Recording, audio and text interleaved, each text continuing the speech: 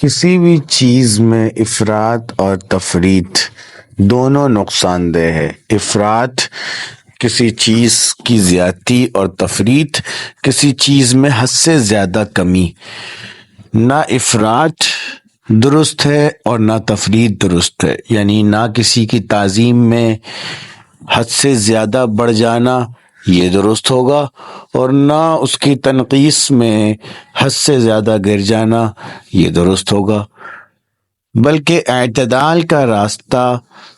سب سے زیادہ پسندیدہ راستہ ہے، یعنی کہ جس کا جو موضع ہے، جس کا جو مقام ہے، اس کو اپنے مقام پر رکھنا اور میانہ روی اختیار کرنا۔ اسی لیے اللہ نے یہودیوں اور عیسائیوں دونوں کو تنبیہ فرمائی۔ یہودی تو حضرت عیسیٰ علیہ السلام کے جانی دشمن بن گئے تھے اور دوسری طرف عیسائی آپ کی تعظیم میں حد سے گزر گئے اور انہوں نے حضرت عیسیٰ علیہ السلام کو خدا کا بیٹا کہنا شروع کر دیا اور یہ عقیدہ اپنا لیا کہ خدا تین ہیں، باپ، بیٹا اور روح القدس۔ اس آیت میں دونوں کو حد سے گزرنے سے منع کیا گیا ہے اور حضرت عیسیٰ علیہ السلام کے بارے میں وہ معتدل بات بتائی گئی ہے جو حقیقت کے عین مطابق ہے،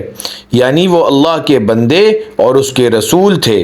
اور اللہ نے ان کو اپنے کلمہ کن سے باپ کے واسطے کے بغیر پیدا کیا تھا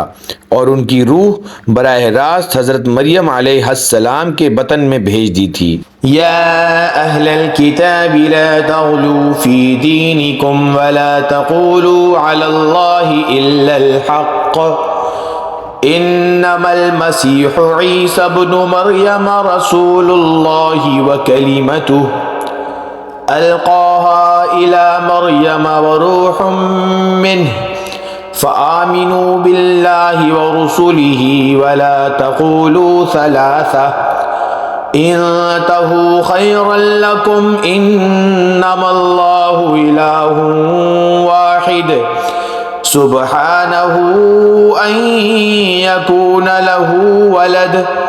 لَهُ مَا فِي السَّمَاوَاتِ وَمَا فِي الْأَرْضِ وَكَفَى بِاللَّهِ وَكِيلًا۔ اے اہل کتاب، اپنے دین کے بارے میں حد سے نہ گزر جاؤ اور اللہ پر بجز حق کے اور کچھ نہ کہو۔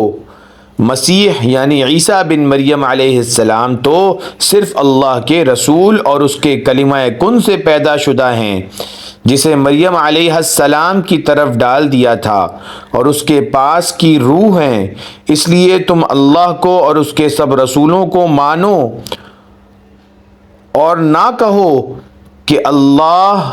تین ہیں۔ اس سے باز آ جاؤ کہ تمہارے لیے بہتری ہے۔ اللہ عبادت کے لائق تو صرف ایک ہی ہے اور وہ اس سے پاک ہے کہ اس کی اولاد ہو۔ اسی کے لیے ہے جو کچھ آسمانوں میں ہے اور جو کچھ زمین میں ہے اور اللہ کافی ہے کام بنانے والا۔